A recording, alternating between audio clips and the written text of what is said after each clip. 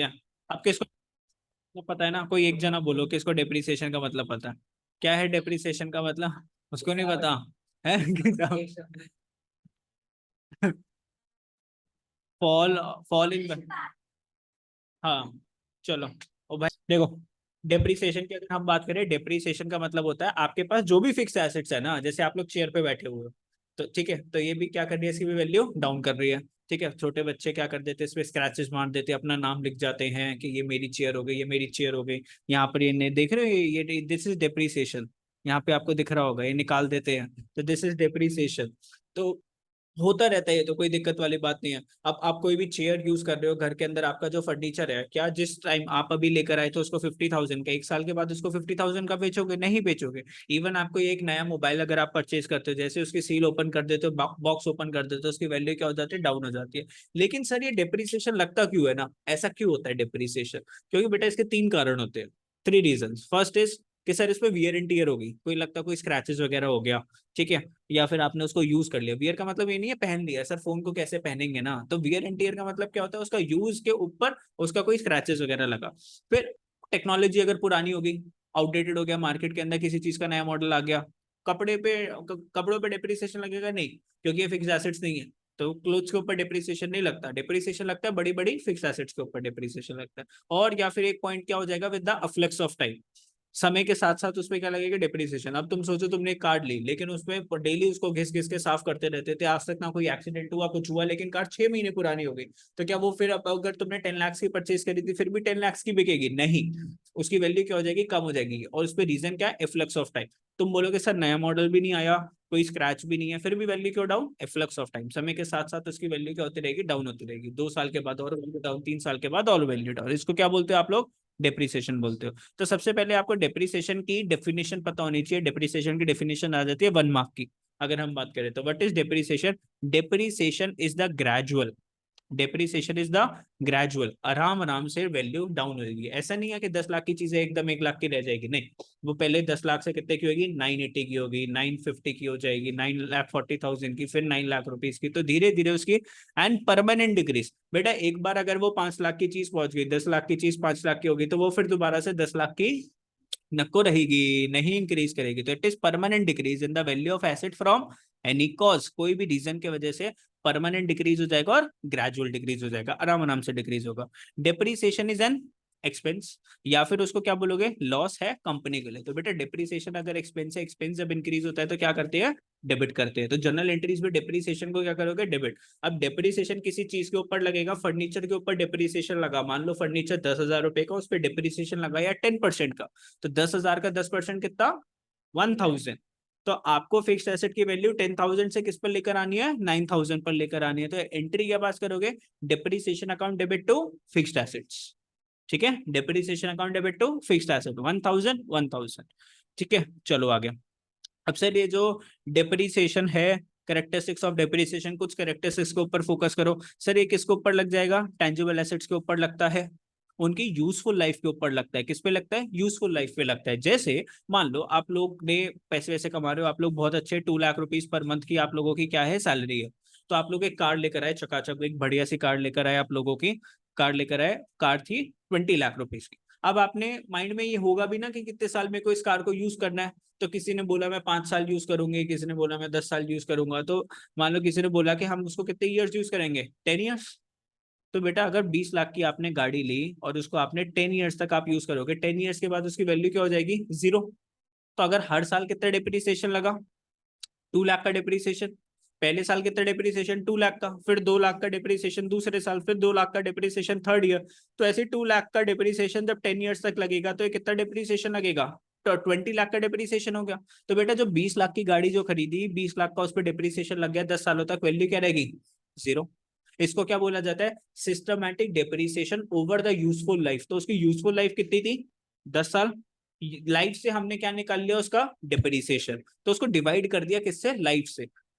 Cost of the asset, cost of asset divided by useful life, divided by useful life. तो ऐसे करोगे तो आपको 1 साल का पता चल जाएगा, 1 साल की वैल्यू आएगी, 1 साल का कितना डिप्रिसिएशन निकल गया। उसके बाद this is estimated, this is estimated ना, अब तुम सोचो ना कि मैं कार लेकर आया, मैंने सोचा 10 साल तक उसको चलाऊंगा। एक दिन मैं शॉपिंग मॉल में शॉपिंग करने के लिए गया, गाड़ी को पेड़ के नीचे खड़ा करा, मैं आराम से शॉपिंग कर रहा था, बाहर बहुत तेज की हवा चली, आंधी तूफान है, पेड़ गिर गया गाड़ी के ऊपर, गाड़ी की वैल्यू जीरो। 10 दिन पुरानी गाड़ी थी, तो इट इज एस्टिमेटेड ना, 10 दिन के बाद ही वैल्यू क्या हो गई, जीरो। 10 लाख की गाड़ी कितने की रहेगी, जीरो। एक्सीडेंट हो गया किसी की गाड़ी का एकदम से, गाड़ी की वैल्यू तो हमेशा ये क्या होगा ना, depreciation is always always estimated, कभी आप इसका अंदाजा नहीं लगा सकते।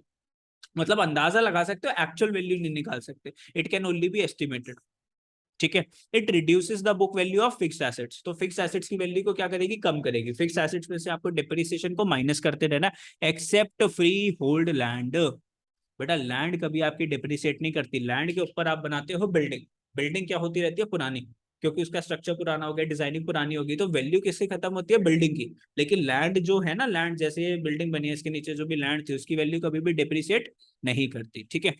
तो सिर्फ डिप्रिसिएशन एक चीज पे नहीं लगती, दैट इज लैंड, बाकी सारी चीजों के ऊपर डिप्रिसिएशन लगती है। सर क्या गोल्ड के ऊपर डिप्रिसिएशन लगती है क्या सर, गोल्ड के ऊपर, गोल्ड बेटा वैल्यू अगर जिस दिन मान लो गोल्ड ऊपर जा रहा है तो वैल्यू ऊपर जा रही है, अगले दिन अगर गोल्ड की वैल्यू कम हो गई तो कम हो जाता है, तो उसकी वैल्यू तो फ्लक्चुएट करती रहती है ना। गोल्ड का डेली का रेट आता है, गोल्ड का डेली का रेट होता है, तो किसी दिन कुछ रेट है, किसी दिन कुछ रेट है। ठीक है। Depreciation is provided every year because the, तो हर साल आप डेप्रिसिएशन लगाओगे, ऐसा नहीं मन कर रहा था इस साल डेप्रिसिएशन लगा दे, every year you have to charge depreciation. ठीक है। डेप्रिसिएशन किस पे रहता है, फिजिकल डिटेरियोरेशन, फिजिकल डिटेरियोरेशन, उसकी जो फिजिकल आपकी बॉडी बॉडी के ऊपर चीज के ऊपर क्या लग गया, स्क्रैच लग गया। डिटेरियोरेशन का मतलब क्या होता है, चीज खराब हो गई, मान लो कार का कलर आप धूप में खड़ी करते थे, कार फेड हो गया कलर, डिप्रिसिएशन लग जाएगी। ऑब्सोलेसेंस, ऑब्सोलेसेंस टेक्नोलॉजी क्या होगी आपकी, पुरानी हो गई, या फिर टेक्नोलॉजी डेवलपमेंट आ गई तो वो चीज क्या हो गई, ऑब्सोलीट हो गई। ऑब्सोलीट का मतलब क्या होता है, पुराना हो जाना, चेंज नहीं। ऑब्सोलेसेंस का मतलब होता है किसी चीज का पुराना हो जाना। ठीक है। अब बेटा ध्यान से ये चीज के ऊपर बहुत ज्यादा फोकस करो, depreciation is a non cash expense. अब हम इसमें खर्चे में तो दिखाते हैं, बेटा सैलरी को भी हम खर्चे में लिखाते हैं, लेकिन हमारी क्या जेब से पैसा जाता है, सैलरी हम किसी को सामने वाले को देते हैं, जाता है ना पैसा, कैश एक्सपेंस है। रेंट अगर हम किसी को पे कर रहे हैं तो क्या हमारी जेब से रेंट होके सामने वाले को जा रहा है, जा रहा है। लेकिन एक बात बताओ ना, तुम कार परचेज करके लाए 10 लाख रुपीज की, जब तुम परचेज करके लाए उस टाइम तुमने शोरूम वाले को 10 लाख रुपए दे दिए। अब हर साल आप तुम सोचो तुम उसको 10 ईयर्स तक यूज करोगे, तो हर साल उसका एक्सपेंस कितना दिखाओगे, डिप्रिसिएशन 1 1 लाख, और 1 लाख का खर्चा हर साल दिखाओगे, क्या तुम्हारी जेब से 1 लाख रुपए जा रहे हैं क्या, कुछ जा रहा है क्या पैसा उस टाइम, जब तुम पहले साल तुमने 1 लाख दिखाया, दूसरे साल तुमने 1 लाख दिखाया, तीसरे साल तुमने 1 लाख दिखाया, कुछ जेब से जा रहा है क्या, कुछ कैश में एक्सपेंस हो रहा है क्या।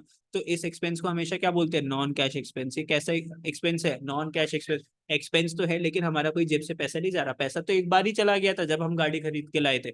अब तो हम सीधा क्या कर रहे हैं, उसकी वैल्यू हम जीरो करने में लगे हुए हैं। ठीक है। अब दो वर्ड आते हैं, एक आता है डिप्रिसिएशन, एक होता है दोस्तों हमारा अमोर्टाइजेशन। बेटा मैंने दो चीजें बताई थी आपको, जो फिक्स एसेट्स थी वो दो तरीके की थी आपकी, एक थी आपकी टैंजिबल एसेट्स और एक क्या थी आपकी इनटैंजिबल एसेट्स। बेटा जब टैंजिबल एसेट्स की वैल्यू कम होती है ना, उसको आप क्या बोलते हो, डेप्रिसिएशन, उसको क्या बोलते हो, डेप्रिसिएशन। जब इनटैंजिबल एसेट्स की चीज की वैल्यू डाउन होती है ना, इनटैंजिबल चीज की वैल्यू जब डाउन होती है उसको क्या बोलते हैं, अमोर्टाइजेशन। क्या बोलते हैं, अमोर्टाइजेशन। ध्यान से वर्ड को यूज करना, ये आगे यूज होने वाला है बहुत ज्यादा। जब टैंजिबल एसेट की वैल्यू जब डाउन होती है उसको क्या बोलते हैं, डेप्रिसिएशन, और जब इंटैंजिबल एसेट की वैल्यू जब डाउन होती है उसको क्या बोलते हैं, अमोर्टाइजेशन। एग्जांपल तो कोई इंटैंजिबल एसेट का, कंपनी का नाम, गुडविल, कंपनी की गुडविल, कंपनी की गुडविल डाउन हो रही है, मान लो उसका जो प्रोडक्ट्स है आज की डेट में वो ज्यादा चल नहीं रहे, लॉन्ग लाइफ है नहीं, कुछ प्रॉब्लम्स आ रही है उनके सॉफ्टवेयर के अंदर, तो कंपनी का नाम क्या हो रहा है, नीचे जाता जा रहा है, उसको क्या बोलते हैं हम, अमोर्टाइजेशन। ठीक है। चलो, तो इंटेंजिबल एसेट्स में बहुत सारी चीज पढ़ी थी ना, जैसे हमने कॉपीराइट पढ़ा था, ट्रेडमार्क पढ़ा था। अभी तुम सोचो एक नई नई फिल्म आती है, क्या वो टीवी पे दिखा देते हैं, नहीं, 3 4 महीने के बाद उसको किस पे दिखाते हैं, टीवी पे दिखाते हैं। उससे पहले वो किस पे आ जाती है, अमेजोन प्राइम पर, नेटफ्लिक्स वगैरह के ऊपर आ जाती है। तो धीरे धीरे क्या उस पिक्चर की वैल्यू खत्म नहीं हो रही, नई वैल्यू है, तो आज नई पिक्चर आती है उसकी वैल्यू होती है 500 रुपए की टिकट भी बिकती है, 300 की टिकट भी बिकती है, एक बार वो क्या हो जाती है, पुरानी हो जाती है, फिर उसका कोई फर्क नहीं पड़ता। तो वो इंटेंजिबल एसेट है। मूवी को टच कर सकते हो क्या, नहीं कर सकते, सिर्फ यू कैन ओनली फील, तो उसकी वैल्यू भी डाउन होती है, उसको क्या बोलते हैं आपने, अमोर्टाइजेशन। मेरी नॉलेज अगर मैं इसको रेगुलर बेसिस के ऊपर, आप अपने दिमाग को अगर अपडेट नहीं करते, टेक्नोलॉजी के हिसाब से अगर नहीं चलाते, नई नई एडवांसमेंट जो आ रहे हैं, नई नई जो भी चेंजेस आ रहे हैं उसको नहीं चलाते, तो आपकी नॉलेज भी क्या हो जाएगी ना, पुरानी हो जाएगी, that is also amortisation. Okay, yes, चलो।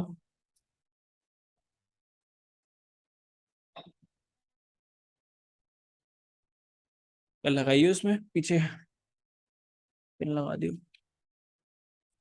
बस।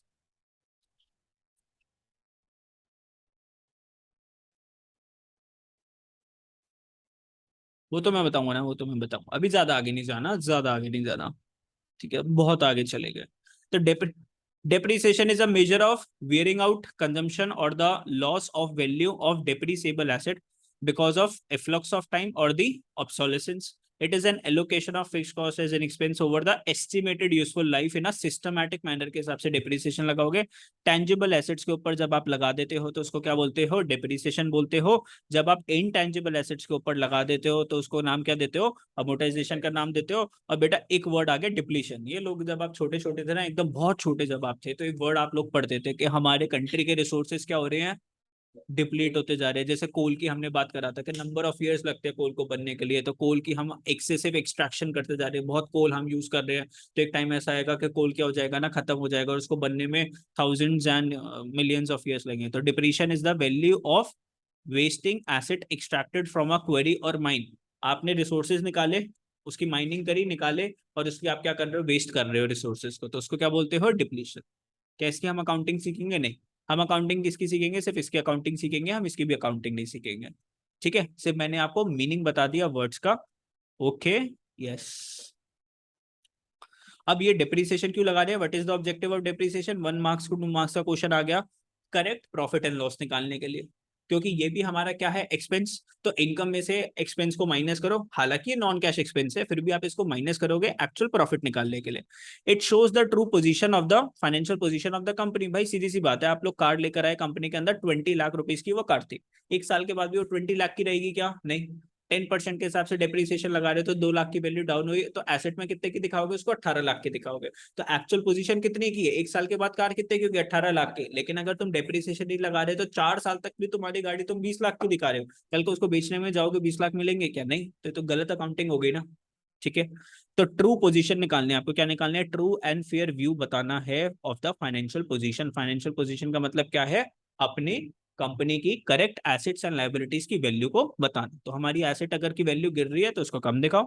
To determine correct cost of production. Cost of production का मतलब क्या होता है, किसी भी चीज को बनाते हो तो उसमें क्या लगती है, कॉस्ट। अब आप क्या बना रहे हो, कुछ भी चीज बनाते हो मशीन से बनाते हो, और जितना वो मशीन यूज होती है उसको उतनी क्या लगती है, उसके ऊपर डिप्रिसिएशन लगती है।